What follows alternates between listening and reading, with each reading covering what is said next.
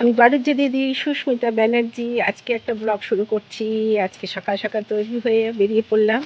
তাহলে আমি কোথায় যাচ্ছি, কি করছি, তাহলে আজকে তোমাদের সঙ্গে শেয়ার করছি। সঙ্গে থাকো, দেখতে থাকো। তোমরা কেমন আছো? আমি তো ভালো আছি। বলো তোমাকে কেমন লাগছে? দেখো সঙ্গে শিলাদিকে সঙ্গে নিয়ে আমরা দুজনে বেরিয়ে পড়েছি। হ্যাঁ, মহামিলন মাঠে যাচ্ছি। তোমরা আমার সঙ্গে চলো, দেখতে থাকো আমরা দুজনে কি করি সারাদিন। হ্যাঁ,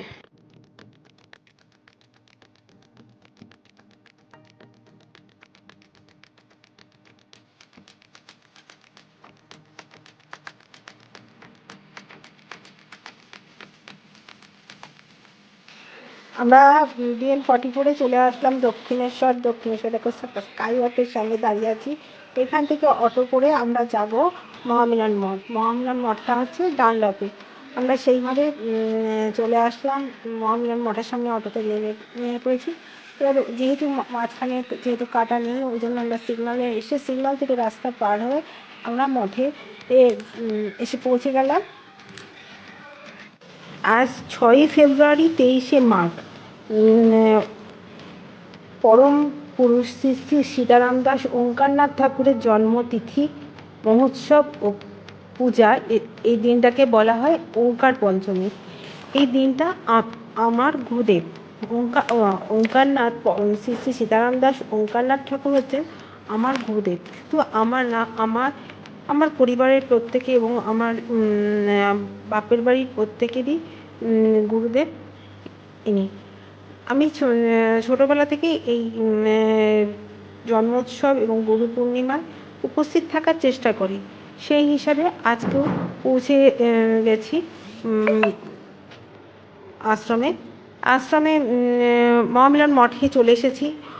এসে নাম কীর্তন সব ভজন সব দেখবো বলেই আজকে এসেছি। তাহলে তোমরাও তোমাদের সঙ্গে আমি সমস্ত কিছুই আমার ভাগ করি। সেই হিসাবে আজকে এই যে আমি এত সুন্দর অনুষ্ঠানে অংশগ্রহণ করতে পেরেছি, সবই আমার ঠাকুরের কৃপায়। তাই তোমাদের কাছে সেটি ভাগ করলাম। দিতে থাকো দেখি আমি সারাদিন কীভাবে মঠে সময় কাটাই এবং মঠের প্রত্যেকটা জিনিস আমি দেখাচ্ছি। এটা হচ্ছে আমাদের রাধাকৃষ্ণ মন্দির এবং এটা নাট মন্দির। এখানে অষ্টসখী নিয়ে কৃষ্ণ ঠাকুর মূর্তি রয়েছে এবং সেখানে পুজো হচ্ছে, দেখো তোমরা। এবং অষ্টপ্রহর এখানে নাম কীর্তন হয়। এখানে নাম কীর্তন কখনো বন্ধ হয় না। যবে থেকে এই মঠ তৈরি হয়েছে তবে থেকে এই মন্দিরে কখনোই হরে কৃষ্ণ নাম কখনোই বন্ধ করা হয় না। সব সময় এখানে নাম কীর্তন চলে।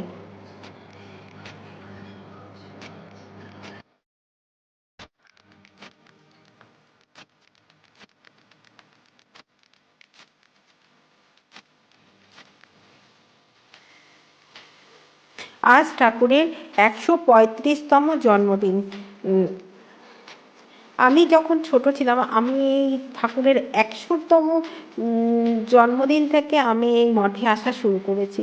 তখন আমার জেঠিমা স্বর্গীয়া অনিলা দেবী, ওনার সঙ্গেই প্রথম এসেছিলাম এই মঠে। তখন 100 বছর পূর্ণ হয়েছে ঠাকুরের। সেবার আমার মনে পড়ে, তোমাদের সঙ্গে যে গল্পটা করি। আমরা আগের দিন বড় বাসে করে 12তলা বাড়ি, সেখানে আমরা যাই। যেখানে ঠাকুরের প্রাণ ত্যাগ করেছেন সেইখানে আমরা যাই। সারা রাত সেখানে নাম কীর্তন করেছেন জেঠিমা, জেঠিমা নাম কীর্তন করেছেন। সেদিন সারা রাত ওখানে ছিলাম। পরের দিন সকালে এখানে এসেছিলাম। সেই থেকে আমি এই মঠে আসা শুরু। পরে আমি যদিও দীক্ষা অনেক দেরি করে নিয়েছি, আমার সংসার জীবনে প্রবেশ করার পরে তারপরে আমি দীক্ষা নিয়েছি। কিন্তু আমার এই গুরু ঘরে আসা শুরু সেই আমার জেঠিমার সঙ্গে। আমি প্রথম এই গুরুগৃহে এসেছিলাম। আমার খুব ভালো লাগে এই মঠে আসতে খুবই ভালো লাগে, আমি সেই জন্য মাঝে মাঝেই ছুটে আসি। আর আজকেও তোমাদের সঙ্গে সেটা ভাগ করে নিলাম। দেখতে থাকো যে আমি আমার এই গুরু ঘর গুরু সঙ্গ।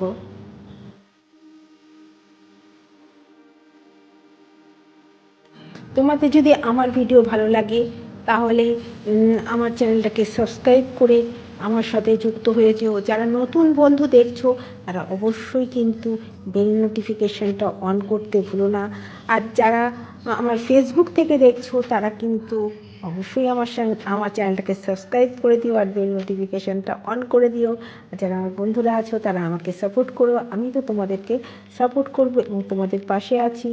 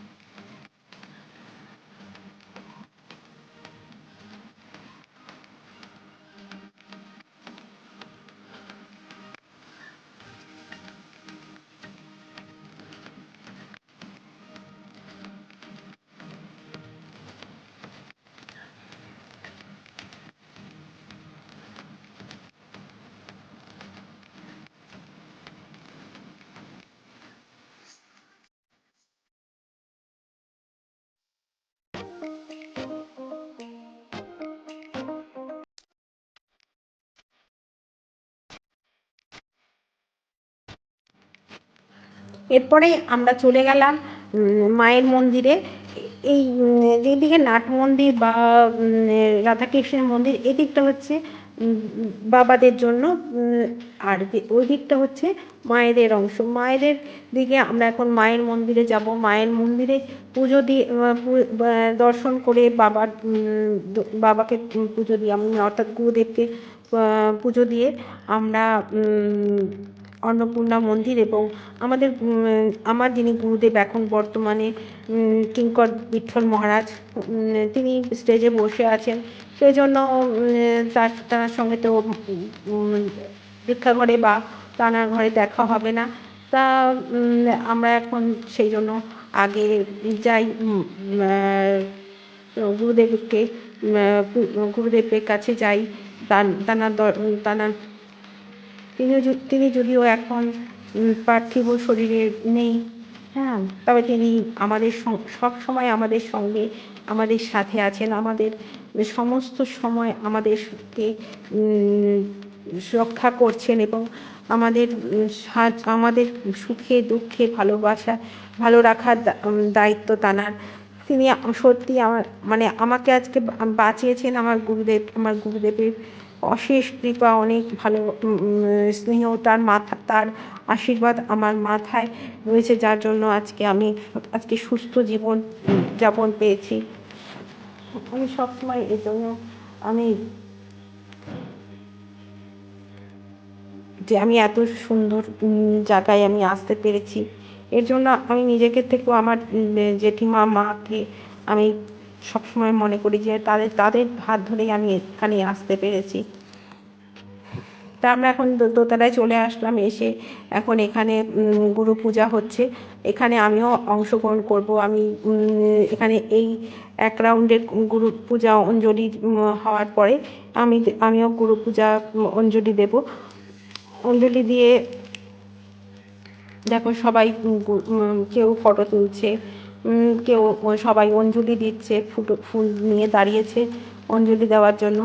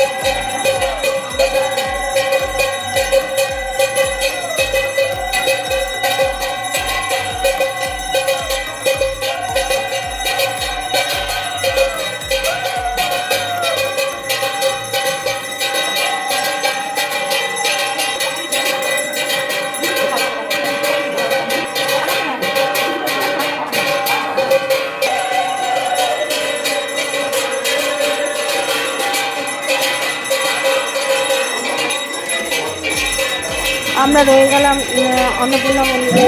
দেখো রয়েছে আরতি চলছে, আরতি করে আমরা বেরিয়ে আসলাম। এসে এখানে নন্দী মহারাজ রয়েছে, নন্দী মহারাজকে কানে কানে মনের কথা বলে বেরোতে গুরু ভাইয়ের সঙ্গে দেখা। যদিও আমার থেকে অনেক সিনিয়র গুরু দাদা, তিনি আবার আমারকে বললেন যে ভোগ নেওয়ার জন্য। তো আমরা চলে গেলাম ভোগের লাইনে। এদিকে ভোগ নানা জায়গা থেকে ভোগ খাওয়াচ্ছে।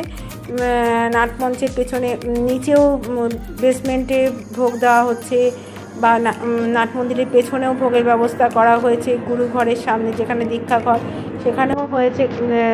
তা আমাকে বললো তুই যে ওখানে চলে যা, ওখান থেকে ভোগ নিয়ে নে। তা আমরা চলে আসলাম। এখানে দেখো ভোগে দিয়েছে পোলাও, আলুর দম, পনিরের ডালনা, পায়েস আর মিষ্টি, এই দিয়ে আমরা দুপুরের ভোগ নিলাম। নিয়ে আমরা চলে যাচ্ছি, তার আগে দেখি যদি দর্শন করা যায়। উনি হলেন আমাদের গুরুদেবের নাতি, কাছ থেকে দীক্ষা নিয়েছি। তার সঙ্গে দেখা করে গেলাম ঘরে। তো ওখানেই ওই সামনের ঘরটাতেই গুরুদেব রয়েছেন, কিন্তু শয়নে রয়েছেন, ওই জন্য আর ক্যামেরা নিলাম না। ওখানে দর্শন করে বাড়ির জন্য একটু ভোগ নিয়ে আমরা বাড়ি চলে আসছি। এদিকে বাড়িতে যখন ফিরবো, এদিকে দেখো সামনে পিছনে পুরো মেলা বসে গেছে, সবাই নানা রকম জিনিস কিনতে ব্যস্ত। এবার মঠ থেকে বেরোবো, সেই সময় আমরা ঠিক করলাম যে আমরা ওখান থেকে আবার বাস ধরে দক্ষিণেশ্বর আসবো। তো দক্ষিণেশ্বর যখন এসেছি, তা মায়ের দর্শন, ভবতারিণী মায়ের দর্শন করবো, সেই জন্য আমি এসেছি। তা আমাদের সঙ্গে 5 জন ছিল, তা আমরা ঠিক করলাম যে 3 জন ভেতরে যাবে, তারপরে আমরা যাব। কিন্তু 3 জন আস্তে আস্তেই অনেকটা দেরি হয়ে গেল। আর তার থেকেও বড় যে কথা, বাড়ি থেকে ফোন আসছিল। আমি সেই জন্য আর অপেক্ষা না করে আমি বললাম যে অন্যদিন আবার আসবো মায়ের দর্শন করতে।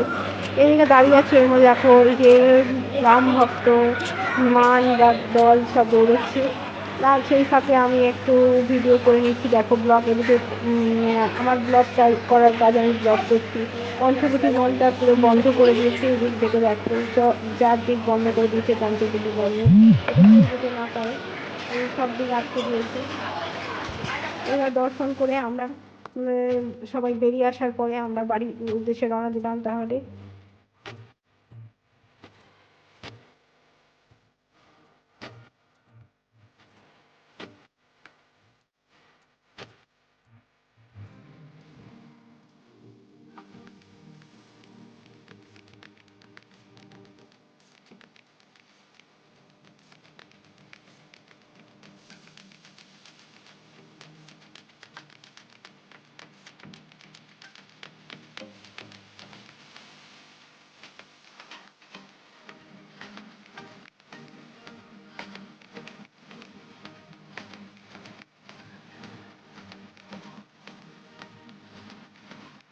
ঘোরা হয়ে গেল, এখন আমরা বাড়ি আসছি। Tata, bye bye,